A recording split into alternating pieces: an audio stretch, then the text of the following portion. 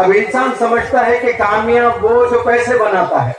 ایک انسان غریب ہے لیکن اس کو کوئی بیماری نہیں آتی ہے تو پھر اللہ کا کرم اس کے ساتھ میں ہے, بہت بڑی برکت ہے اس کے گھر میں.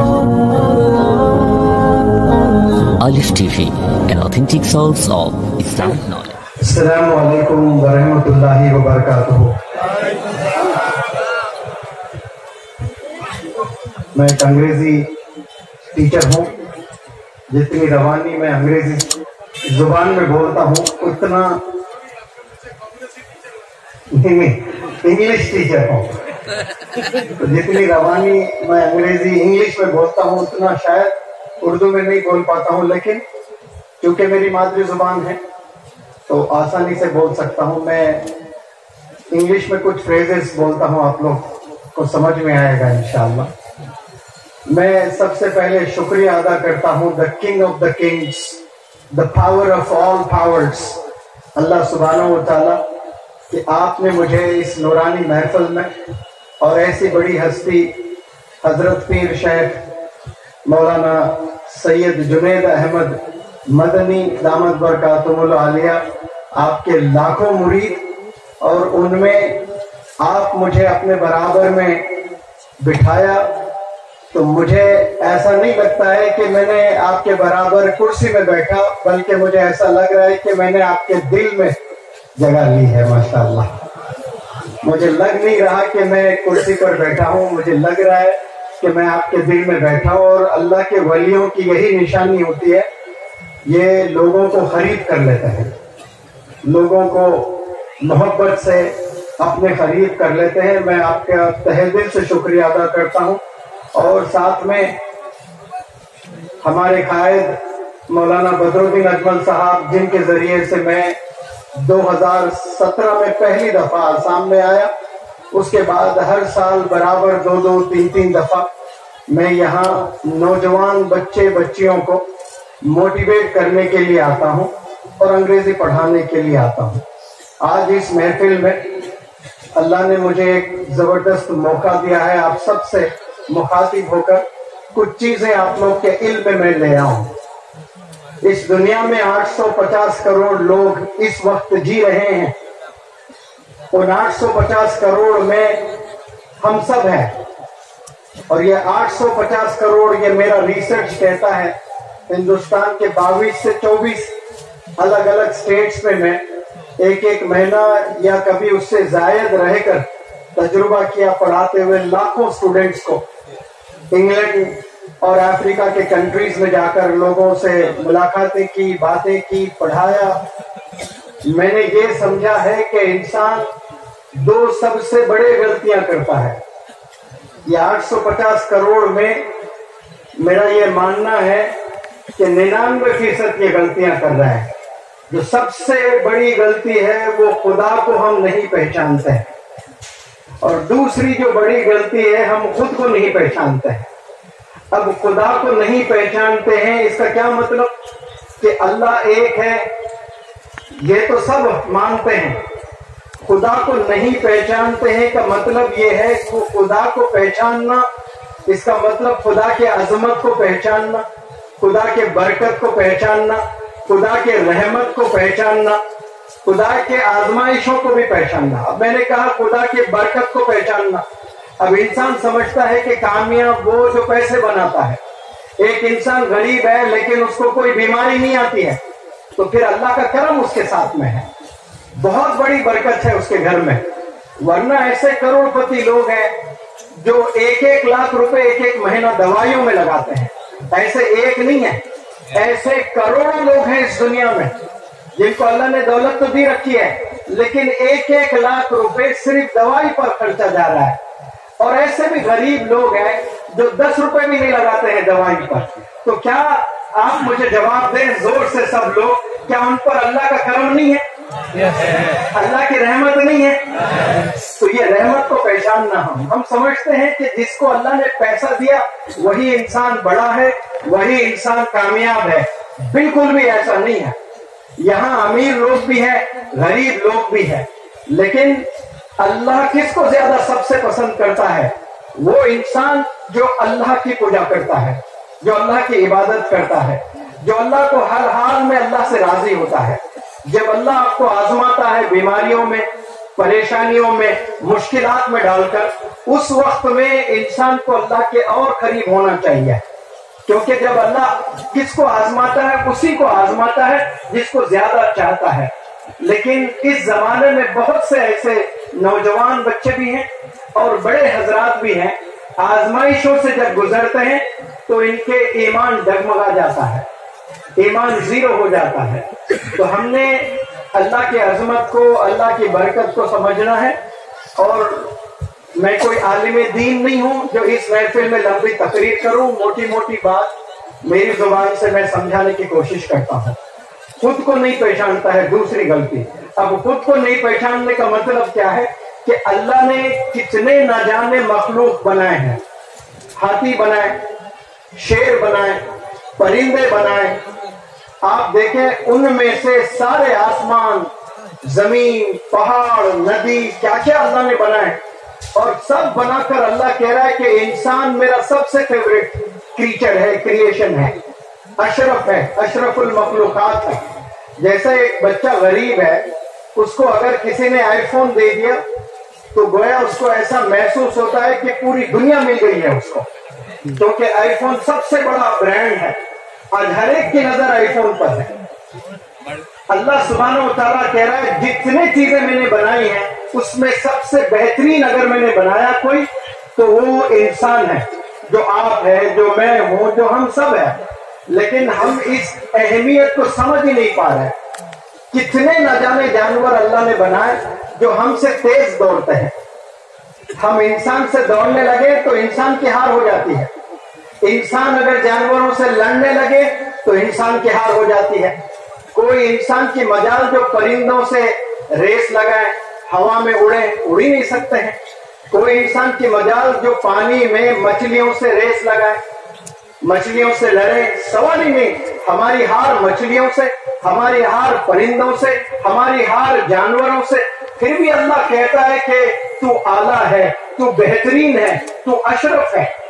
آج سے 10,000 سال پہلے جو ہاتھی زندگی گزار رہا تھا آج بھی ہاتھی کی زندگی ویسی ہے، یعنی اس کی لائف سٹائل وہی ہے.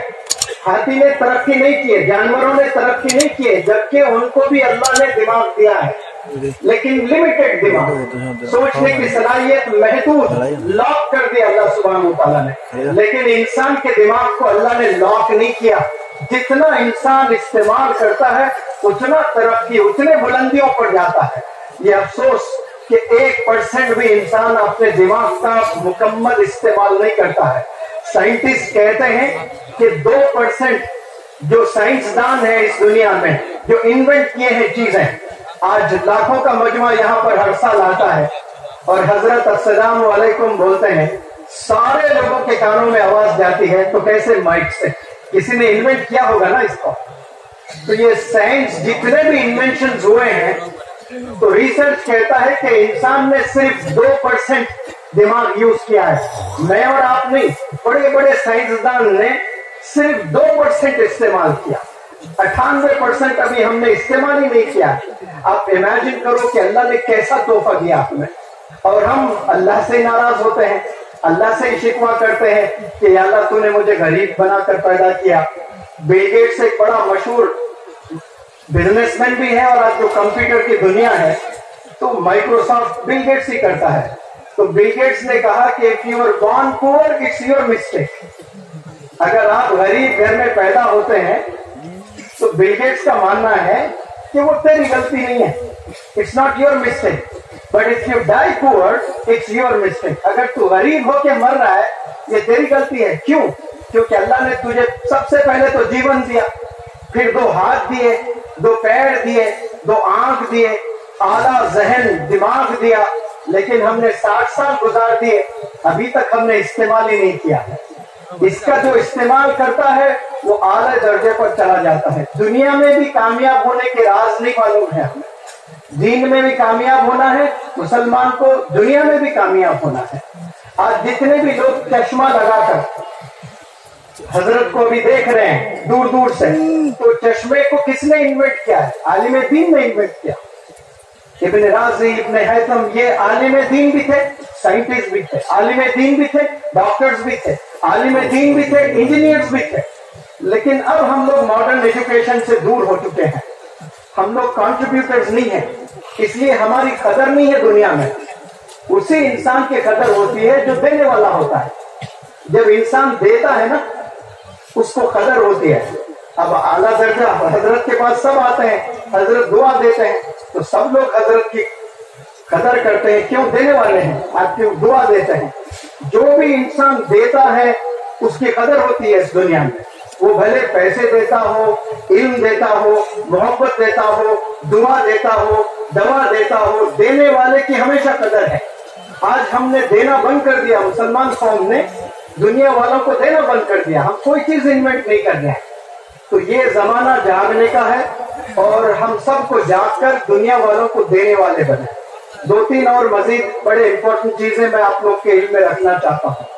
وہ یہ ہے کہ ہمیں بہت سے چیزوں پہ ہمارا وقت لگتا ہے، لیکن جب بات کردار کی آتی ہے تو انسان فیل ہو جاتا ہے. جب پہلا میسج آپ صلی اللہ علیہ وسلم پر اللہ کا آیا، کمانڈ آیا، آرڈر آیا کہ آپ اپنے گھر والوں کو دین کی دعوت دیجیے، تو آپ صلی اللہ علیہ وسلم نے دعوت دی. پھر دوسرا میسج آیا آپ اپنے خاندان، تو آپ نے اپنے خاندان کو دعوت دیا. ورنہ پہلے اکیلے ہی عبادت کرتے تھے، مراقبہ میں چلے جاتے تھے، اللہ کے محبت میں گم ہو جاتے تھے آپ صلی اللہ علیہ وسلم. جب نماز وغیرہ نہیں تھی تب بھی عبادت میں رہتے تھے، ایک اپنے طریقے کی عبادت ہوتی تھی، اللہ کی محبت میں گم ہو جاتے تھے، مراقبے میں چلے جاتے تھے. لیکن جب دین کی دعوت دینے کو کہا گیا تو گھر والوں کو دین کی دعوت دی، خاندان والوں کو دین کی دعوت دی. لیکن جب آخری میں کہا گیا کہ اب چھپ چھپ کر دین کی دعوت دینے کا وقت نہیں ہے، ابھی کھل کر عوام کو دعوت دیجیے، تو آپ صلی اللہ علیہ وسلم بالکل ایسی اونچی جگہ پہاڑ پر آ کر کھڑے ہو کر مکے کے تمام عوام کو اکٹھا کر کے، ہونا تو یہ چاہیے تھا کہ سیدھی سیدھی اللہ کا میسج، اللہ کی بات رکھ دیتے عوام میں، لیکن اللہ کی بات کو آپ صلی اللہ علیہ وسلم نے نہیں رکھا. پھر تو کیا رکھا؟ آپ نے سوال کیا پورے عوام سے. کیا سوال کیا کہ ان دنوں آپ نے مجھے کیسے پائے ہو؟ How did you find me all these days؟ Back وقت آواز گونجی کہ ہم نے آپ کو الصادق الامین پایا ہے، ہم نے آپ کو سچا اور ایماندار پایا ہے. اگر کوئی تعریف میری کر دے محفل میں تو مجھے تو بہت خوشی ہوگی، لیکن آپ صلی اللہ علیہ وسلم خوش نہیں ہوئے اور ایک سوال کیے. اگر میں کہوں پہاڑ کے پیچھے دشمن کا لشکر ہے اور آپ پر حملہ کرنے کے لیے تیار ہے، کیا میری بات مانو گے؟ تو مکہ کے تمام لوگوں نے کہا کہ ہاں ہم بالکل مانیں گے. آپ کی مبارک زبان سے ہم نے کبھی جھوٹ نہیں سنا ہے. سب سے پہلے آپ نے اپنی ذات کو رکھا، پھر اس کے بعد اپنی بات کو رکھا. میں پھر سے دہراتا ہوں، غور سے سنیں. رکھنا تھا بات کو اللہ کی، لیکن اللہ کی بات کو رکھنے سے پہلے کیا رکھا؟ اپنی ذات کو رکھا، یعنی اپنے کیریکٹر کو رکھا. وہ کیریکٹر کیا ہے؟ الصادق الامین. آج اس دنیا میں کتنے اسکولز ہیں، کالجز ہیں، انسٹیٹیوشنز ہیں، یونیورسٹیز ہیں، مدارس ہیں، مکاتب ہے. وہ پڑھانے کے بعد کوئی 10 سال، کوئی 12 سال، کوئی 8 سال کے بعد سند دیتے ہیں، کوئی ڈاکٹر کی، کوئی انجینئر کی، کوئی سائنٹسٹ کی، کوئی ایڈوکیٹ کی، کوئی عالم دین کی، کوئی حافظ قرآن کی. بتاؤ مجھے، مولانا بھی ہے، حضرت بھی ہے، کیا اس سند پر کوئی الصادق الامین کر کے لکھنے کی ضرورت کر سکتے ہیں؟ سوال ہی نہیں ہے. ہم نے اتنے ڈاکٹرز کو بنایا ہے، یہ الصادق الامین، یہ سچا ڈاکٹر اور یہ ایماندار ڈاکٹر ہوگا، یہ سچا وکیل اور ایماندار وکیل ہوگا، یہ سچا عالم دین اور ایماندار عالم دین ہوگا. کوئی ادارہ یہ نہیں کر سکتا ہے اس پورے روح زمین پر. یہ سند، یہ سرٹیفکیٹ، یہ آنر کسی کو اگر ملا ہے تو صرف آپ صلی اللہ علیہ وسلم کو ملا ہے، ماشاءاللہ. اور دشمن اسلام بھی یہ مانتے تھے کہ آپ کبھی جھوٹ نہیں بولتے ہیں، آپ سچے ہیں اور آپ ایماندار ہیں.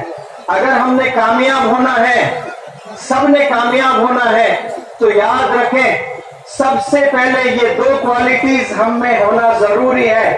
وہ 2 کوالٹیز کیا ہے؟ ہم نے سچا بننا ہے، کبھی جھوٹ ہم نے نہیں بولنا ہے، اور پھر ایماندار، کبھی دھوکہ نہیں دینا ہے، کسی کو دھوکہ نہیں دینا ہے۔ یہ دو کوالٹیز اگر ہم اپناتے ہیں، مجھے پورا یقین ہے کہ اللہ کا ہر ایک سیکنڈ، ہر ایک لمحہ، ہر ایک قدم پر انشاءاللہ ہماری اللہ کی مدد ہوگی۔ کیوں؟ یہ دو ایسے کوالٹیز ہیں جو آپ صلی اللہ علیہ وسلم کے کوالٹیز تھے۔ اسی لیے آپ سب سے میں اپیل کرتا ہوں اور اللہ سے دعا کرتا ہوں کہ اللہ سبحانہ و تعالیٰ مجھے اور آپ اور ہم سب کو بالکل سچا بنائے اور ایماندار بنائے۔ اور آخری میسج اس محفل میں دینا چاہتا ہوں، غور طلب ہے، سب لوگ غور سے سنیں اس بات کو، بالخصوص نوجوان بچوں غور سے سنیں۔ میں انڈیا میں جہاں بھی جاتا ہوں مجھے تھوڑی مشغولیت ہے، اس لیے ہر جگہ نہیں جا سکتا ہوں، لیکن جہاں بھی میں جاتا ہوں میری بھرپور کوشش رہتی ہے کہ میں نوجوانوں کو رہنمائی کروں، انہیں راستہ دکھاؤں، انہیں صحیح گائیڈنس دوں۔ اور یہاں جتنے بھی نوجوان بچے ہیں وہ غور سے سنیں۔ آج ہر نوجوان بچہ کچھ کرنا چاہتا ہے، کامیاب ہونا چاہتا ہے، لیکن یاد رکھیں کتنی بھی آپ محنت کر لیں، اللہ کی مدد ہونا بہت ضروری ہے۔ اور اللہ نے صاف صاف کہا کہ آپ کے والدین اگر ناراض ہیں تو سن لو، آپ کے والدین اگر آپ سے ناراض ہیں تو اللہ کہہ رہا ہے میں بھی آپ سے ناراض ہوں۔ اب آپ جتنے سجدے کرنا ہے کر لیں، جتنے روزے رکھنا ہے رکھ لیں، جتنا خیرات کرنا ہے کر لیں، جتنے نیک کام کرنا ہے کر لیں، لیکن آپ کے والدین اگر آپ سے ناراض ہیں تو پھر اللہ کہہ رہا ہے کہ میں بھی ناراض ہوں۔ اور جب آپ سمجھے اس بات کو کہ اللہ آپ سے اگر ناراض ہے تو پھر آپ دنیا کے پرائم منسٹر بھی بن جائیں، پریزیڈنٹ بھی بن جائیں، پورے دنیا کے امیر انسان بھی بن جائیں، اللہ کی نظر میں کچھ بھی نہیں کیا آپ نے۔ تو آپ سب نے آج عہد کر لیں کہ ہم اپنے والدین سے پہلے معافی طلب کر لیں، کیونکہ صاف صاف علماء حضرات ہمیں بتاتے ہیں اور بالکل آپ صلی اللہ علیہ وسلم نے بتایا ہے کہ ماں کے قدموں کے نیچے جنت ہے اور والد جنت کا دروازہ ہے۔ آپ یہ دونوں کو چھوڑ کر کتنی بھی محنت کریں ہمیں کامیابی نہیں ملنے والی ہے۔ آپ لوگ اس بات کو سمجھنے کی کوشش کریں۔ اور ایک بہترین چیز آپ لوگ کے علم میں لے آنا چاہتا ہوں، رمضان کا مہینہ آنے والا ہے 2-3 مہینے کے بعد۔ اکثر مسلمان سحری کر کے افطار تک ایسے ہی وقت کو ضائع کر دیتا ہے، اس کا روزہ رکھنا گویا اس نے بھوکا تھا، بس اس کے علاوہ کچھ نہیں پایا۔ کچھ لوگ ہوتے ہیں جو روزہ رکھ کر خوب عبادت کرتے ہیں اور گناہ سے بچتے رہتے ہیں، اور جب افطار کا وقت آتا ہے گڑ گڑا کر دہاڑے مار کر اللہ کے بارگاہ میں اتنا رو کر اپنی مغفرت کروا لیتے ہیں۔ ایسا آپ نے بھی کبھی کیا ہوگا زندگی میں؟